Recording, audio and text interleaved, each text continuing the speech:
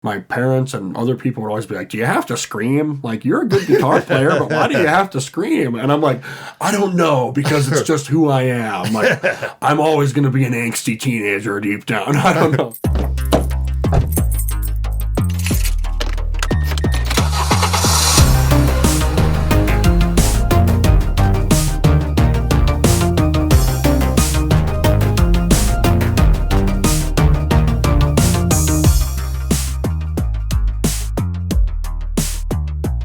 Yeah, my name is Braden Hendershot. I'm originally from Wilton, North Dakota.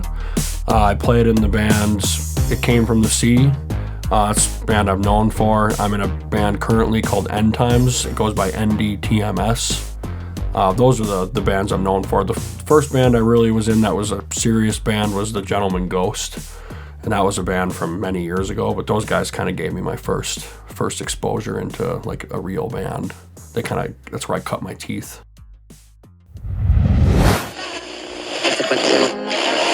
As sure as the sun will rise across America, the families that travel will have one common need: to be safe. So it's no surprise that America's favorite full-size car has also been honored for safety. That's according to Prevention Magazine, which gave LeSabre the Safe Car Achievement Award in the full-size category. Buick LeSabre, the American family car. Result. My first car was a 1997 Buick LeSabre. It was maroon. It was an awesome car. I had an awesome stereo system, super comfy seats. I used to drive it to work every day from Wilton to Bismarck. Great times in that car. And I crashed it.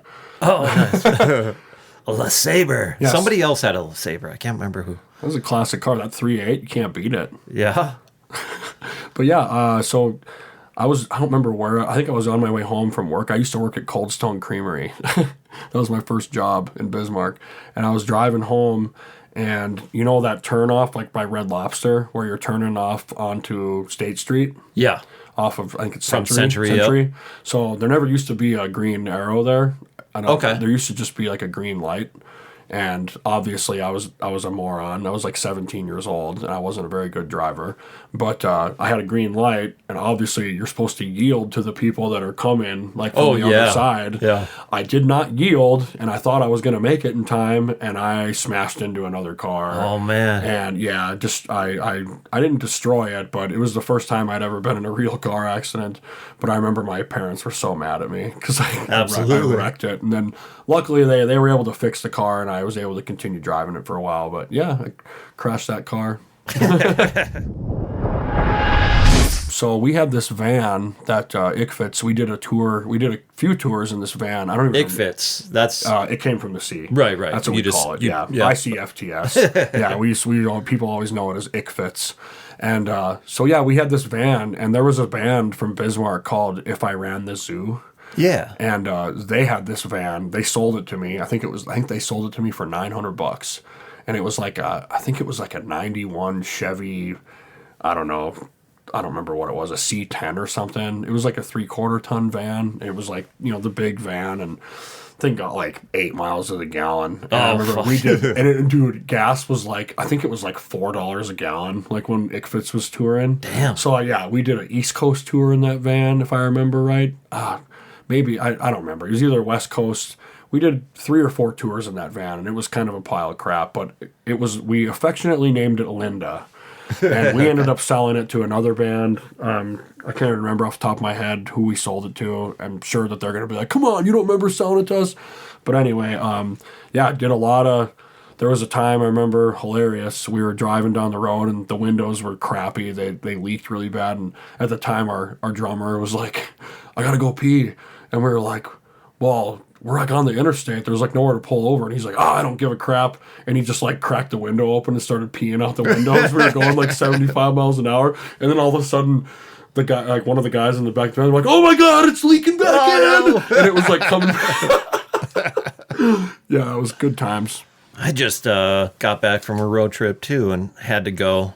and I had a empty Gatorade bottle next to me, so I didn't even classic. have to stop. Yep. Yeah, cruise control and Well, yeah, fun times on the road. And, you know, a lot of those shows we played, there was like, God, there was one, I think it was like we played a show, and then it was like a 13-hour drive to like the next place, and it was like, you're getting paid like $70 at each of these shows, and you're like, oh man, I'm gonna have to borrow money from my mom. Like, then you'd have to stop. And that was the first time I'd ever experienced like, oh wow, like halfway through the tour, we actually had to stop and get an oil change because we put so many freaking miles on this thing. Like, yeah, good time. It was fun though, looking back on it. Good thing you did that. We did not, and we had a van that leaked oil really bad. And we weren't on tours between Bismarck and Mandan. I think we're going to Mandan for a show. And that's when that thing broke down. Just the engine seized. Just Yep. And it was done for. We had to have somebody's parents pick us up and load all our equipment into their vehicle and then still make it to the show. When I was first doing It Came From the Sea, the first demo we ever recorded, we never actually really released it, but we recorded a demo in Detroit. It was like a suburb outside of Detroit. I don't remember what the town was called, but I think it was when we were going back home. I think that was when we did that. We were outside of Chicago, and the van broke down, and it had like alternator issues. And I remember we were like stuck at this gas station, and I bought this like crappy little battery charger. And I remember it took like 8 hours to get enough charge in this battery to get it started again. And that sucked. We had the same thing. Oh yeah. When we were on our East Coast tour, Lucas Conlon was with us. He kind of was like, we always say he's like the fifth member of ICFITS because he would fill in for our drummer whenever we would need a drummer and our drummer couldn't make it. Like there was one tour where our drummer couldn't leave for whatever reason, and Lucas filled in for him. He borrowed us he got this van. I think we got it from like Seth Zocker. And this van, it was an awesome van, but same thing. We had some weird alternator issues with it, and I remember it was times where it was like 90 degrees up, and we're like, we can't use the air conditioner because it's going to kill the battery, and we were like limping this van along for a couple days, and it was like, please just get us to the next place. Like, God, that sucks traveling too without air. Oh yeah. I've done it before, and we just strip down to our underwear and keep going. And guys, it was cool too because we had like. Obviously, we had alternator issues because we had a freaking TV in the van and we were playing like Nintendo 64 and like, yeah, it was really fun actually. But you know how it is. It's like guys start getting crabby. Like about 3 weeks into the tour, people start getting crabby. Yeah, and stinky. Oh yeah. So I started playing guitar when I was 12, and some of the first like, you know, non like typical bands you'd hear like growing up in small town North Dakota, you know, everybody listened to country and stuff. And I think one of the first bands I ever heard that was probably Metallica. You know, a lot of people probably, my brother like had a Metallica CD, and it was the Master of Puppets. And I remember he would leave and I'd sneak down to his room and I'd be like, I'm going to listen to this CD. And I remember I heard the song Welcome Home Sanitarium, and I thought that was such a cool song. That song, Orion, those two songs I would listen to all the time. That was my first exposure into just like heavy style music. And then from there on, whenever like my mom would take me to Bismarck, I'd be like, will you buy me a CD? And she'd be like, well, what do you want? And I remember she took me to, it was Disc Jockey.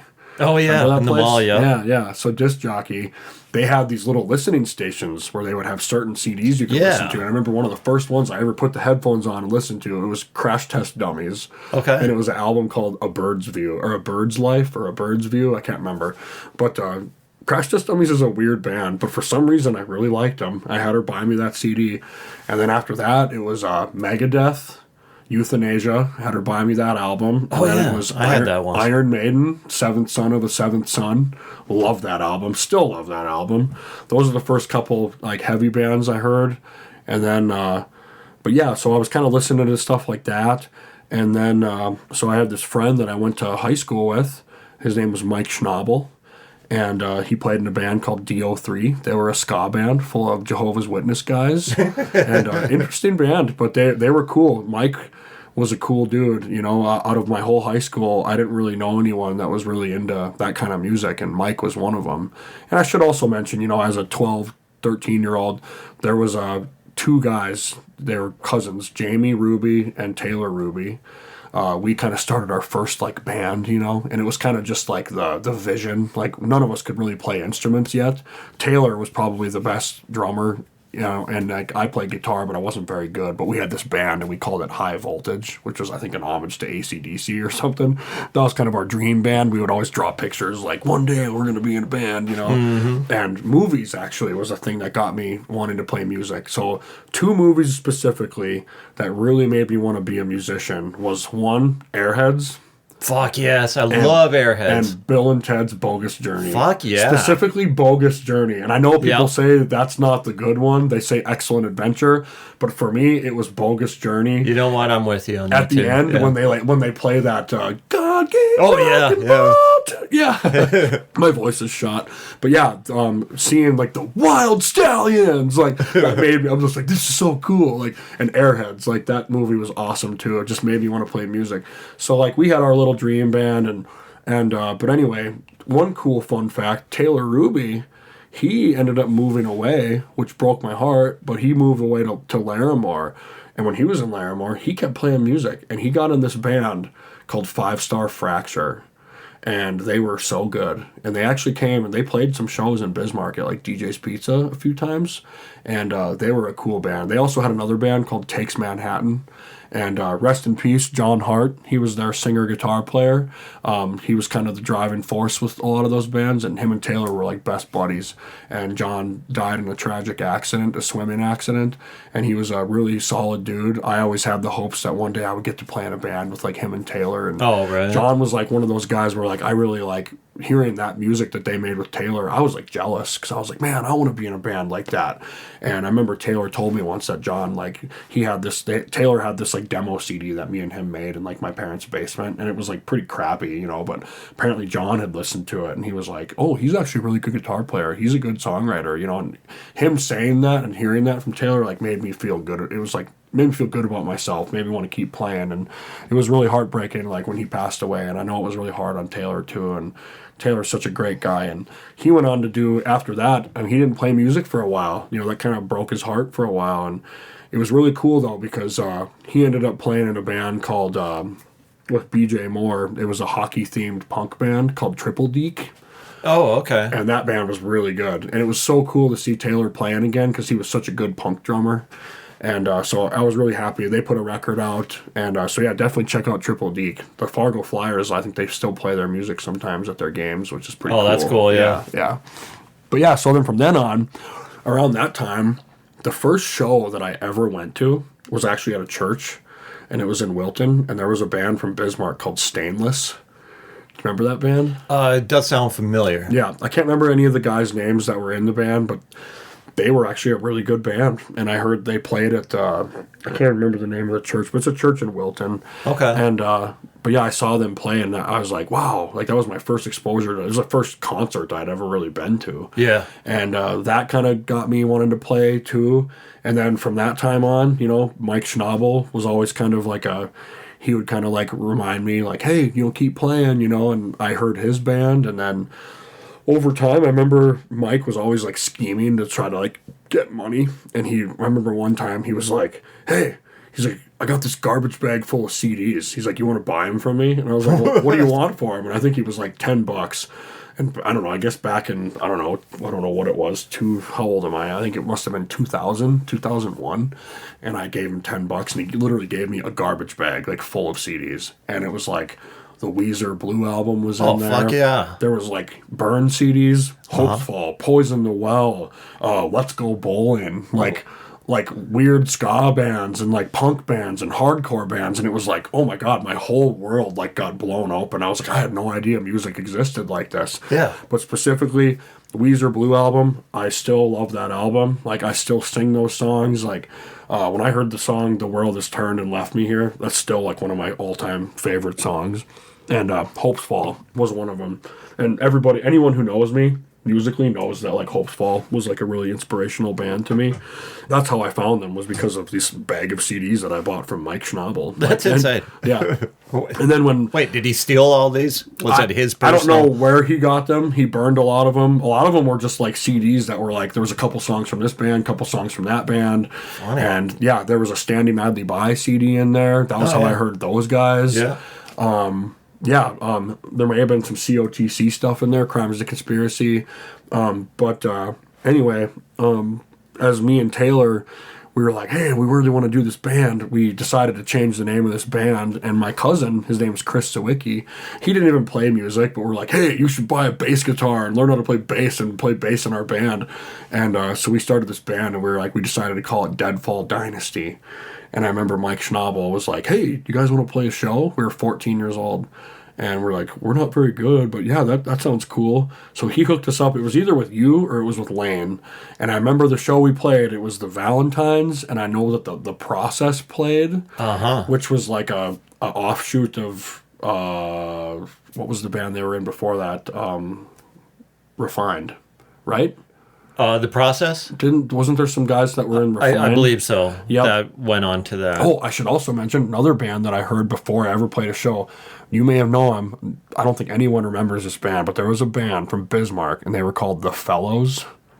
The Fellows. They had a CD, and it was like a kid who was like hanging from a clothesline, and he was like clothespinned, like with his shirt hanging from a clothesline. Oh, cool. They were some dudes from Bismarck. I think they were from St. Mary's, maybe. I don't remember. But that actually was a pretty good band. But I heard them. But yeah, so we played that show, and I remember going to that show.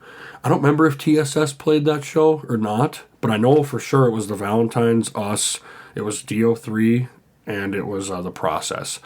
And I remember, TSS must have been there, because you guys must have played too. Yeah. I remember seeing TSS, and was just like, holy crap, I didn't know music like this. Like, Josh's vocals were insane. Like, Yeah. it was like, whoa, I didn't know this stuff existed. What did you consider your crust punk? Yeah, I suppose. Yeah, that was my exposure to crust punk. Yeah. Well, then I remember even hearing Mike's band. I'm like, they were a pretty good ska band for like a local band. And then, but the band that blew me, I gotta say, the band that blew me away was The Process. Like when I heard The Process, I was like, oh my god, this is my style of music. These guys are so good. They did they did Wanted, Dead or Alive. I think that was they did a cover. Was it Wanted, Dead or Alive? No, Living on a Prayer. Okay. Living on a Prayer. They did that song. It was like punk style. Yeah, really good. But yeah, The Process blew me away. And I remember I was like, I had multiple times in my young years where I was like, I would see a band and I'd be like, I want to do that. And then I would go home and be like, I'm terrible. I suck at music. I'm never going to be able to play that good. Like, I hope one day I can be considered that good, you know? That was really hard on myself. But yeah, we played that show. And then Lane Hoffer did a show that he used to do down at... what's that park? I got married there. I can't even think of the name of it now.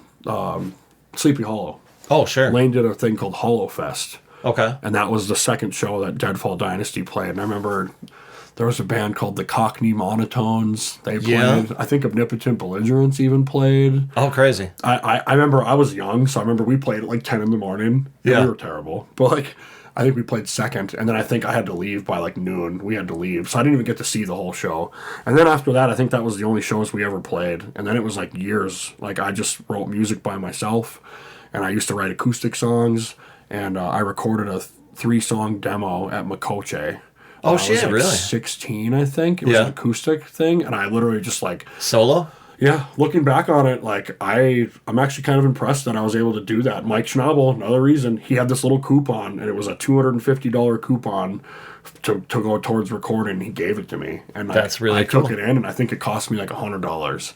And I remember they just like, all right, let's lay it down. So like, I laid down this frickin' acoustic demo, and I think Taylor Ruby is the only person that has that. I don't even have it. He has it, and it's like it's like sappy little like love songs. Like I wrote a lot of like soft music on acoustic, and then when I was like 17, I joined the Army.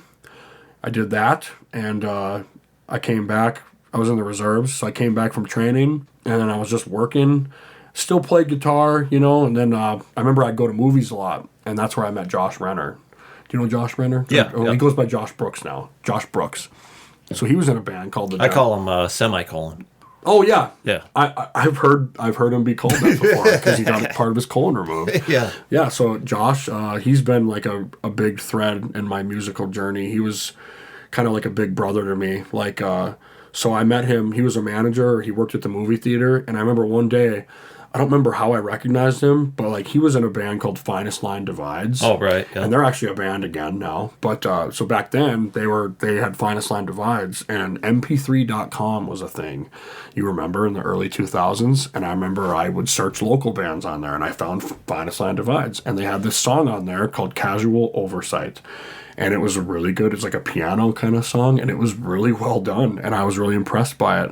And I saw him at the movie theater. I don't remember how we started talking, but I was like, "Oh, you were in that band, Finest Line Divides. I love that band." And he was like, "Oh, do you play?" And I was like, "Yeah." And I think I gave him a copy of that acoustic thing that I had, a Burn CD. And I remember he called me, and he was like, "Hey, like, you should come jam with us sometime." And I'm in this band called The Gentleman Ghost. And I was like, yeah, cool. So, like, I think I was like 19, maybe. And I went and jammed with those guys. And it was him. It was Andrew Davidson. He went by Durr back then. He was in a band called Flesh Hate. And let's see, who else? James Miller was their bass player. And then it was Nick Just. Nick Just was their drummer. And I should also say, because I did this the last time I kind of told this story, there's another person who was a big part of my musical journey that I got to make sure that I pay homage to. His name was Channing Azure. He goes by Cora Hope now. Channing uses she pronouns now. I got to get that right. She really took me under her wing.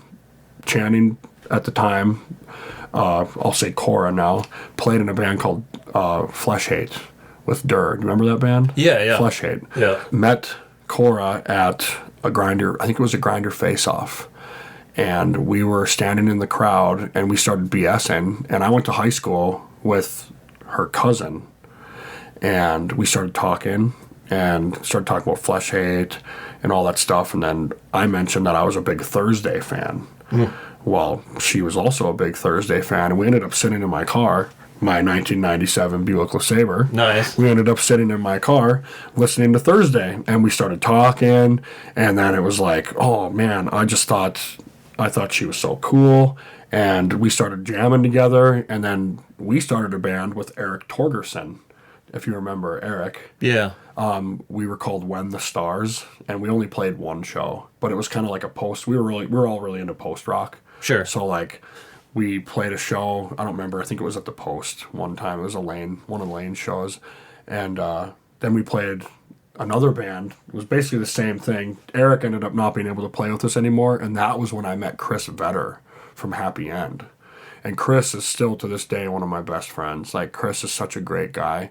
And so we ended up being roommates, and we started a band with Cora, me, Chris, and Carrie, which is Cora's wife, and Carrie plays violin. And then we had this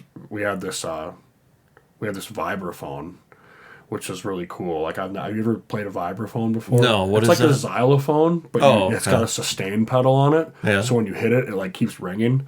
So I would make loops on a loop station, and then Cora would play bass, and then Chris played drums, Carrie would play violin, and then I would do vibraphone stuff over top of it. Huh. We played one show, we were called Leviathan Danger. We played one show at the Red Raven in Fargo, and it was cool. I mean, looking back, we actually, Chris messaged me the other day, he actually found all the old, like, 8-track recordings of us playing, like, jamming in my basement, and it was cool to listen to. It was neat music. Yeah. But so yeah, that was my period with them, and then I met the Gentleman Ghost guys. We started playing, and I was just singing for them. Their singer, I don't remember what happened with him. I don't know if they kicked him out or he quit the band. Something happened, and they were like thinking the band was going to fall apart, and then they brought me in. I started singing, and then slowly worked my way in. I started playing guitar, and then there was some falling out, and it's unfortunate, some of that band drama crap that happens, but like there were some issues with like Durr and some of the other guys, and they kind of had a falling out, and I was kind of in the middle of it too. Yeah, that's such a bitch too. It sucks because when you're friends with two different people, and then they stop being friends with each other. And it was like, in the past years, like we've made up, and like Durr and I are friends. Andrew, we're friends, and like we talk, and Andrew's a great guy. Like, and it's like looking back, it's like, yeah, we all did some petty stuff, and it's like it sucks that it had to go that way, but he'll say, yeah, they kicked me out of the band. It's like, sorry, man, I love you. Like, you're still a great guy. Like, we still talk. And But anyway, so I started playing with them, and shortly after that, we kind of dissolved the Gentleman Ghost, and we started a band called Bridges Will Burn, and it was very short-lived. It was literally like 6-7 months. 6-7. Oh, God, no. But we did that, and then that band, we played a couple shows. It was me, Nick, Chris, and James Miller. We played a couple shows, and then we kind of fizzled out, and then from that point on is where I made it. It Came from the Sea. And I want to say, like I said this in my radio interview before, Nick, Josh, Andrew, James, those guys, I really cut my teeth as a musician with those guys. Nick is like, he's been recording for like a long time, and even back then he had already been doing it for a while. Nick was the guy, he would come to my basement, he'd bring all his recording equipment, his laptop, his microphones, he'd set up in my basement, and he would just be like, let's lay down some tracks. And I was like, I don't know how to, and I'd recorded a little bit, but I was like, okay, Nick, I would have a riff, and he'd be like, all right, this is a click track, learn how to play to it. And then I'd put the headphones on, I'd start playing, and he'd be like, do it again, do it again, do it again. And after a while, I got good at it. And then Nick, he like brought out a lot of the early It Came from the Sea riffs that I wrote. Nick was like part of that. Like he helped me bring that out. And, playing with Josh and Nick and James and Andrew, like they really got me my confidence to like play and be a front man and like put that energy out there. And I always try to give that respect to those guys, because if it wasn't for them, I don't think my journey would have went the way that it did. But Nick, I mean, God, he messaged me like a year ago, and he was like, hey, he's like, I still have all your old demos. He's like, do you want them? And I was like, oh, I forgot about that. Yeah. So he sent me this drive file, and it's got like 15 demos. So I was like, oh my God, like some of the stuff is corny, it's like, it is what it is, but for sure. But looking back on it, I'm like, we actually recorded some good stuff. Like I used to be so hard on myself. I'm like, some of this stuff is good. So I really want to release like an album, and I want to call it the Jonathan Avenue Basement Sessions. Oh yeah. Because I just think it'd be cool just to release it on like Spotify or Bandcamp or something, just to have it out there, maybe make some CDs. But there's some good stuff in there, and I really want to like, show like how good of a freaking recording artist like Nick is, and like he's even better now, But like Nick really brought out the best in me, like musically, and I really want to like be able to showcase that a little bit, pay some respect to that. So yeah, that's in the works. Like I'm gonna do that. So Jonathan Avenue was I rented this house from this guy that I was in the military with, and I just gotta say, I kind of like was a bad renter. Like I definitely probably still owe him money for rent that I didn't pay him. Like, and I'm sorry, Russ. One day, if I ever come into some money, I'm gonna send some your way. But so we lived in this house. It was in Apple Valley, and it was on Jonathan Avenue, and that kind of became like the music house. It was like we would practice there, and I started doing shows in the basement there, and that was how I met like the In Defense guys through Lane. Like those guys played all of a sudden touring bands. Like it was like they couldn't get a show in Bismarck. Lane would hit me up and be like, hey, I got a band that needs a show, you want to do it? And I'd be like, sure. And I ended up having basement shows, and that was like my first exposure to the basement show scene, which is really fun. And so much fun. Oh, I learned now that I prefer to play basement shows because it's intimate. Yes. And you have a smaller amount of people, but it's right up there. It's in your face. It's intimate. And then you hang out. We just hang out. Yeah. We bullshit. We eat. We drink. We hang. That's the best. Like, that's what the scene is all about. And then sometimes just play a little more at night. Exactly. My neighbors probably hated me. I feel so bad for my neighbors. They probably were like, what are these crazy kids doing over there? Just loud, super loud, But yeah. I've had a few here. I have a note from my neighbor that I got, I don't know, like 15 years ago. And I just put it in a frame and put it on the wall. And how she wrote it, too, was very peculiar. Like, went over each letter twice, kind of. Yeah. To make it bold?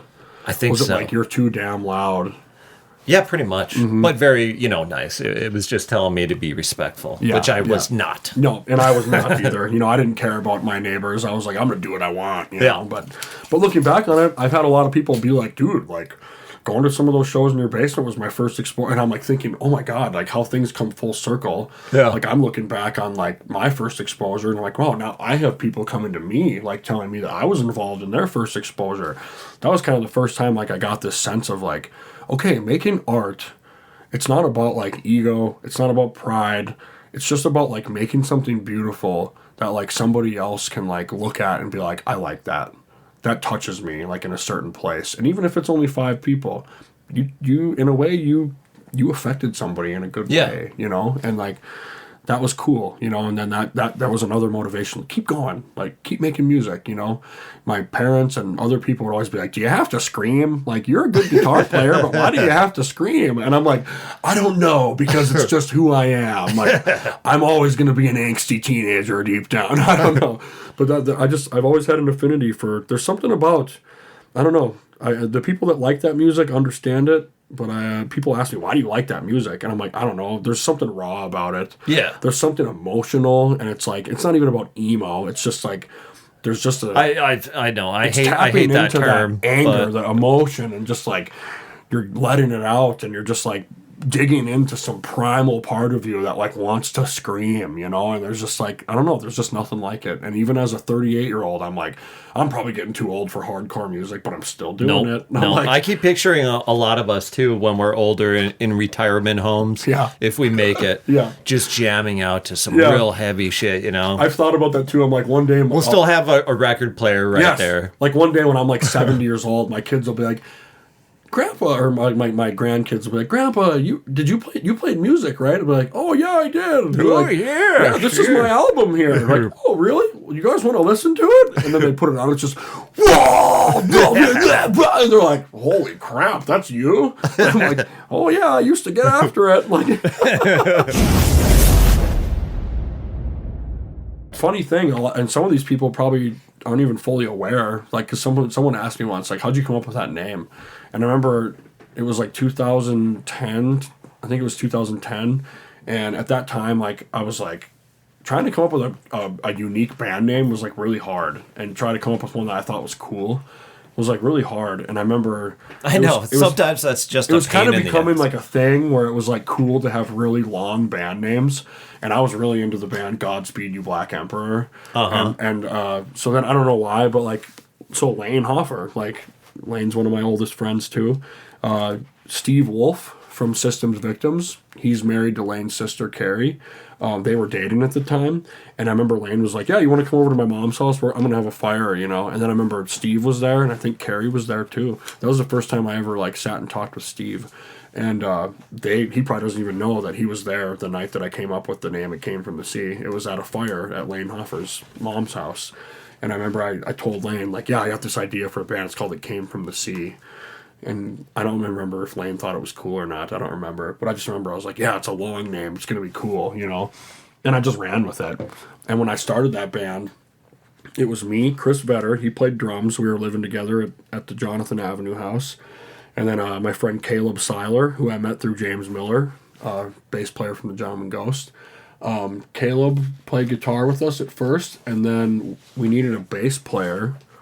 I remember James was going to play bass, but then I don't remember some stuff. He kind of went to college, and he was kind of getting his life in order, and so I met this friend through my friend Caleb. His name was Jamie Schlittenhardt. They went to college together. I remember meeting Jamie. I just really liked him. He was just a really good dude. He became a really close friend of mine, and I was like, dude, buy a bass. I'll teach you how to play bass. I didn't even really know how to play bass, but I was like, if I can play guitar, I can play bass. Yeah. So, so I sat down and I showed him all my riffs, and I basically just found all the root notes for my riffs, and I wrote bass lines. And I taught Jamie how to play them, and Jamie just he just took to it, and he just became an amazing bass player. Like, and then we went to, I remember it was like a year later. I had this thing where I was like, okay, I know that like, I'm tempted to like, okay, I'm in this new band now. Let's start playing shows right away. And I was like, I don't want to play any shows until we're so fucking good. Can I swear? Sorry if Yeah. I swear all the time. I don't even think I have yet, which is crazy. Yeah. I'm like, I want us to be so fucking good, and I don't want to tell anybody that we have this band. And then when we play our first show, we're just gonna blow everybody away. So we're like, okay, cool. So we practiced like 2 times a week for like a year in my basement. Didn't really show hardly anybody. We recorded little demos with Nick, you know, and well, anyway, big thing. I don't remember. It was either Bring It Together or it was World War Scene.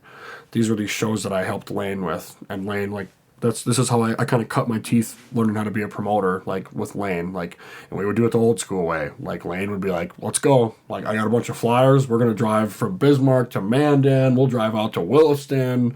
We're gonna hang flyers in every gas station, bar, restaurant. We're gonna annoy everybody. And I'm glad that I got to experience that, because that's just not how it is anymore. It's not. Boring. It's all on social media now. Yeah, yeah. And I'm like, I miss the days of like designing a cool flyer. Yes. And people still do that, but it's digital.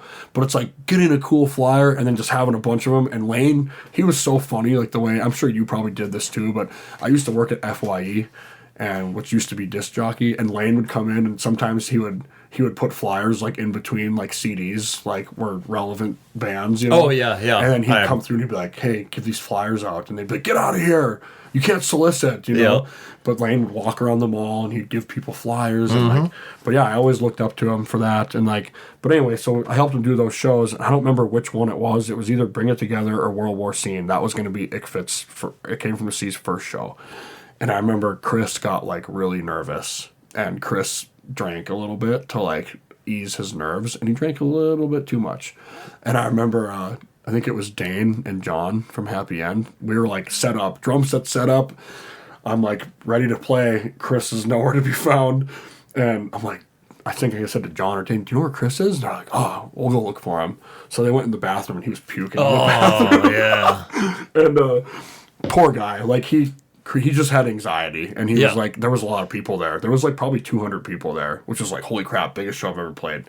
And it was our first show. So Chris comes out and he's a little drunk, and he gets on the drum set. We start playing, and literally like he goes to kind of boom, boom, boom. And when he does that, he literally like lets go of his drumstick, and I think he hit someone in the crowd with a drumstick. It was like, oh crap. Like, so then we start playing, and literally like a couple minutes into the first song, he was too drunk to play, and we got like 2 songs in, and we're like, sorry, we can't play. And it was like, dang, like our first show kind of bombed, you know. And it was like, damn. But then the next show we played, I don't even remember where it was. I think it was at the Post or something. Then we were locked in, and then people were like, who the fuck is this band? Like, and that was like, yes, that was the reaction I wanted to get. And that was always what I would tell like younger people I knew. I'd be like, trust me, like if you have a band, get super tight, like get really good at playing, and then wait. Don't play your if you want to play shows, whatever, I get it, but I'm like, that was always my strategy, is get really, really, really good. And then when you play that first show, that first impression lasts a lifetime for a lot of people. Yeah. You know, so I'm like, and it was kind of humbling for me, because it was like, oh, our first show was a total bomb, you know?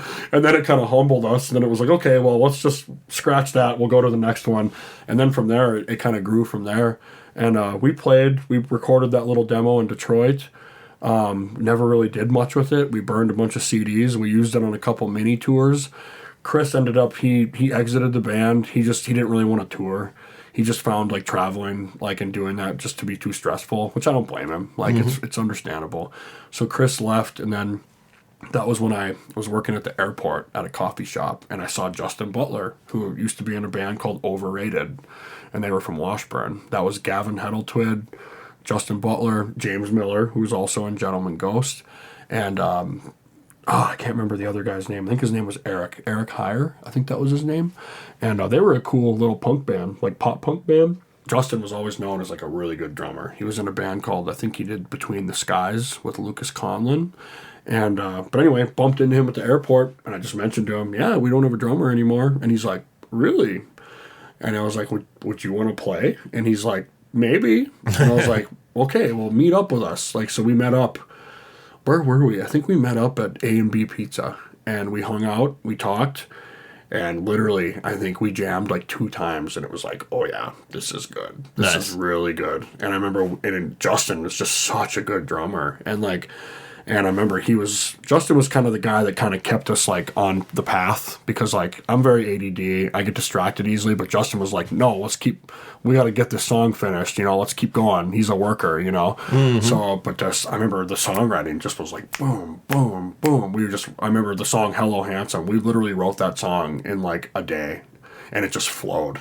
I had this riff I was working on, and Justin started playing, and then it was just like bam, bam, bam. It was like within a week the song was done. Like, it was cool.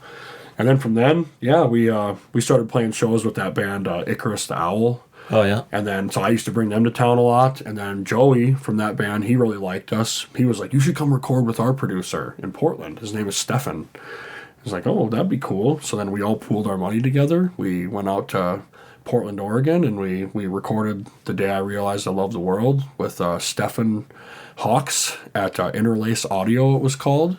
And yeah, that was like the last 2013. That was the last album I really put out. Like, and I've been doing End Times since then. That's kind of ICFITS 2.0. But like I told you earlier, we were playing, and we started probably in 2017, I think. And we had 3-4 songs that we had, and we had like garage or like shop recordings that we still have. We never really released them. And then COVID happened.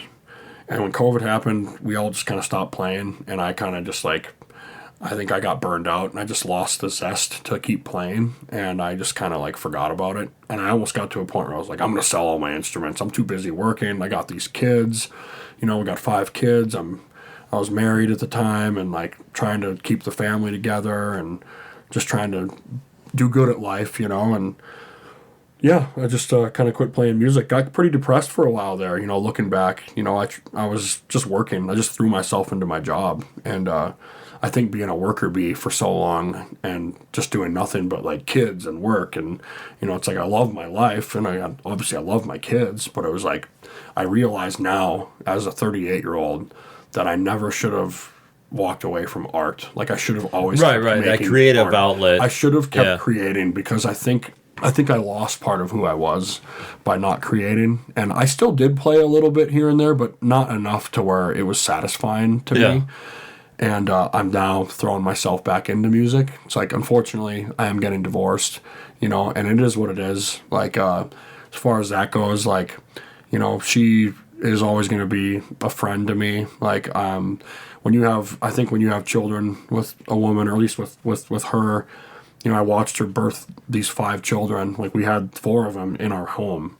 One of them was in a hospital, but we had 4 of them in our home. And watching her bring these kids into the world was the most beautiful thing I've ever experienced. And no matter even though our relationship has failed and it's fallen apart, and we're not going to be together anymore, I'm always going to have that love and respect for her, as the mother of my kids, And so that's just, gotta at least say that, no matter what, she's a good mom, and I'll always have that bond with her. So I'll always wish the best for her, and I'll always care, just because you brought these beautiful kids into the world for me, and we're always going to love them. We're always going to have that. So absolutely. But this has kind of reminded me that hey, part of the issues that I probably had, and even my relationship, was I think both of us, we were so dedicated to being parents and the work and home life, that I think we both lost. We both lost ourselves in the process. And I know from my point of view, I know that's what happened with me. I definitely lost myself, and there was a depression that I was constantly battling, and I don't think I was denying it, And I think part of it was just that I didn't even know who I was anymore. I was just felt I just go to work and I just pay bills.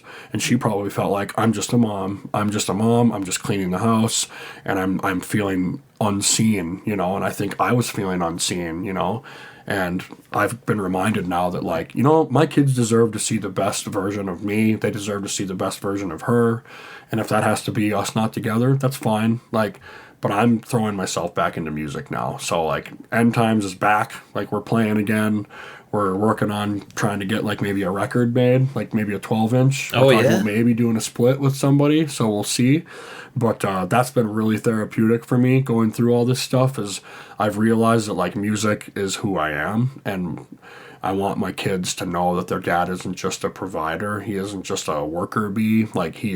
He's an artist, and I want them to see the creative side of me, and to see that, I have a whole other side of my personality, that they deserve to know, So yeah, that's where I'm at right now. And obviously you're doing the hardcore homecoming stuff, which that's exciting too. Yeah. I never thought that kind of fell into my lap, but Yeah. And now, it seems to be one of those events certain acts are kind of looking forward to each year. Absolutely. It's been really cool, seeing, when Lane first pitched me to do that It Came From the Sea reunion, I had multiple people reach out and be like, would you do a Nick Fitz reunion? And I was always like, no. I don't even remember how to play those songs anymore. Like, I mean, when I wrote a lot of my songs, like back when I was writing riffs for It Came From the Sea, I had this thing where I was like, I want to make these riffs so hard that if anybody ever wanted to try to like play my music, they'd be like, this is too hard. So I purposely would like write riffs to be very like complex and like very weird, really weird chord shapes because I have really long fingers. So I would make really strange chord shapes. And so I was like, I'm never going to be able to relearn these songs. So then when Lane pitched it, he was like, do it for me. And I was like, okay, man, I love you. I'll do it for you. And Did you have recordings of those songs? Yeah. So the album was on Spotify, you know, so I could listen to them. Okay. But just the thought of trying to relearn them, it was like, oh my God. So then the guys were like, let's do it. So I was like, okay.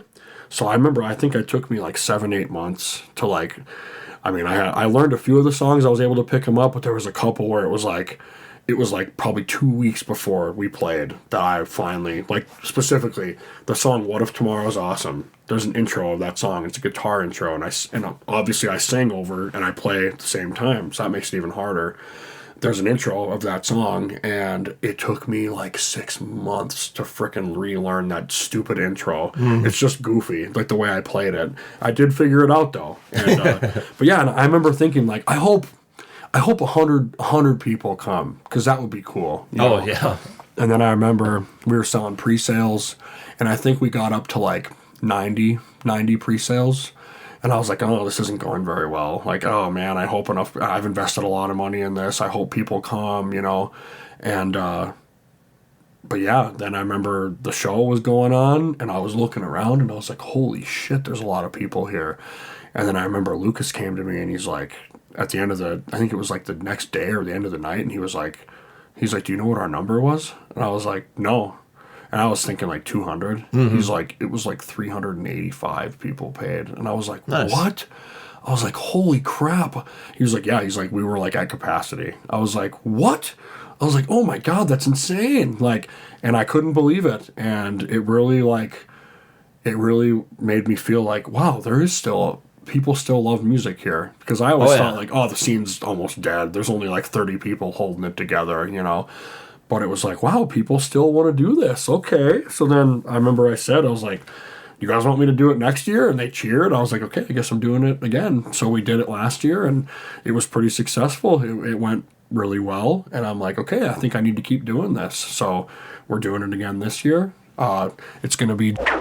Quick edit. The date got changed to August 15th.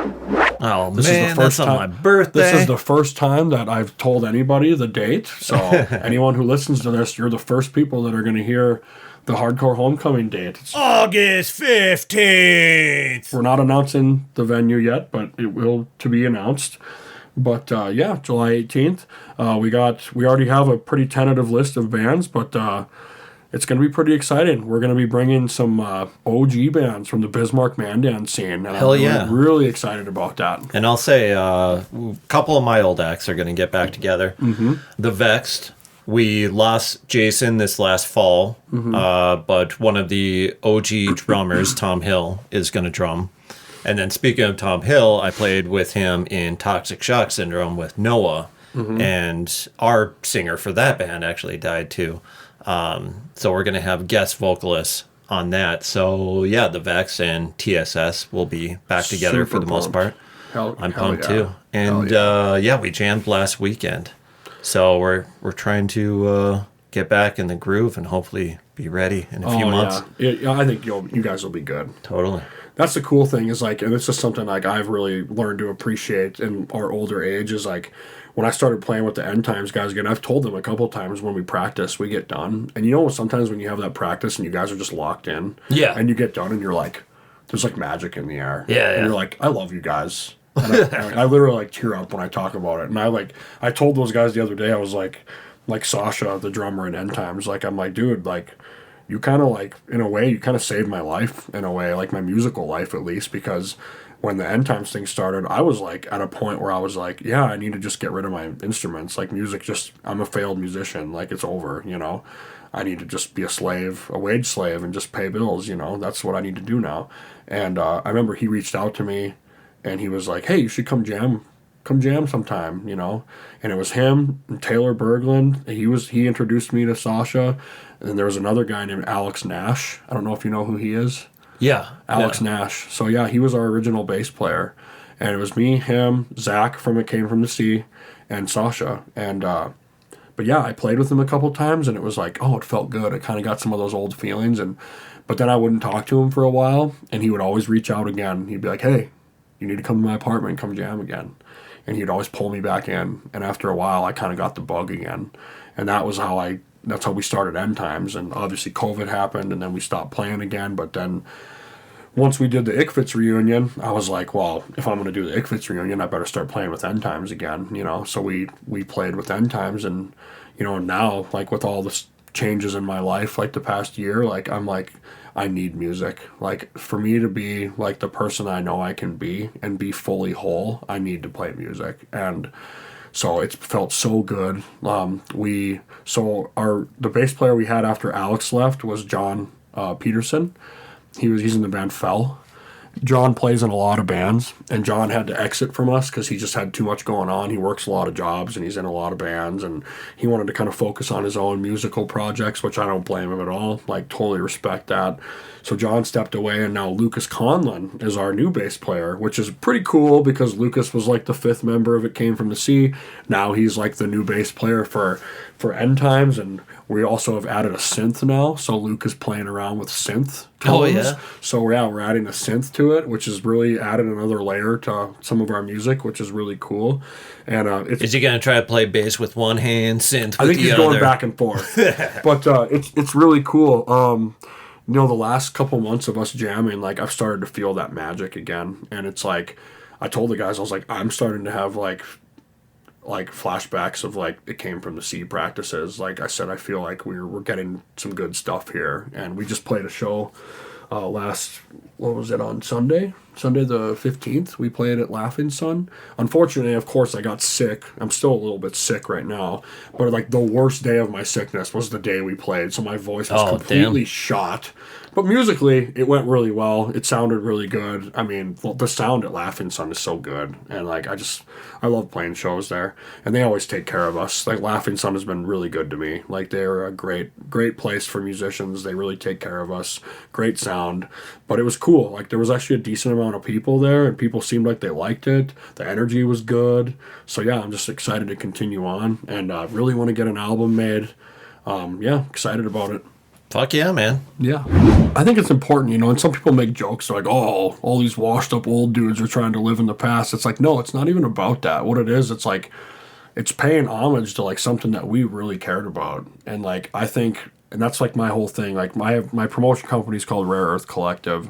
And like I said before, I never really knew like quite what I wanted the direction of it to be, but I just wanted it to be some kind of a way, because I collect records, for example, and like one of the things I did when I started collecting records is I was like, I want to track down if there's a vinyl copy of every band that ever inspired me, and I want to have it on record. I want to have a record of it. Oh, so I have be cool, a physical media. So now I've built up this pretty big collection of like early Scrams bands and some even local bands that have records. Like I think I even have a Crimes of the Conspiracy 7-inch now, which is really cool. And like Eye Apparatus, that was a band that we played a lot with. Like, if it wasn't for, I should say, BJ Moore, like, can't be on a podcast when I'm talking about BJ. BJ, his band Eye Apparatus, when I was doing It Came From the Sea, if it wasn't for those guys, I don't think we never would have gotten nearly the traction we got, because we played a show with them at the Red Carpet in Minot, and they came up to us afterwards, and they're like, who are you guys? And they're like, oh, we're from Bismarck, and they're like, we kind of thought you were going to be a dad band, but like you guys kind of blew us away. And they were like, you should come out on the road with us. And they started taking us on tours. And if it wasn't for those guys, we never even would have gotten a tour. But the Vex got called a dad band, I believe, from some kids. Yeah, and I was like 24 years old, and they're calling me a dad band. I'm like, come on. I'm like, BJ's older than me, and he's your drummer. Like, all right, man. Thanks for coming on and giving me some of your origin story. Yeah. And sharing some emotions, too. Absolutely. My eyes got a little watery here. I was like, oh good. No, he's going to make me cry. It's good to feel things. It is. So thanks again, and we'll talk soon. All right. Thanks, man.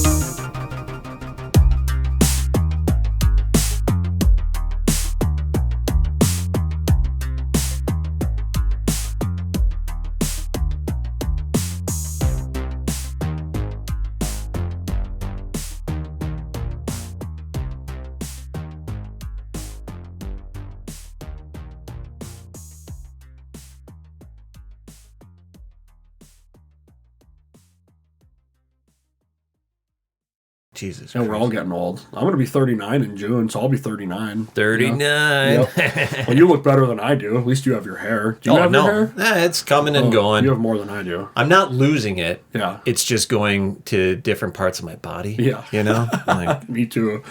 Our ears and our nose. yeah. That's another thing, too. On the sides of my ear, I'll look in the mirror and I'll see this hair coming out the side. I'm like, what the fuck? Bink. Pull that out. I had one on my nose, too. I'm like, how come nobody's telling me this?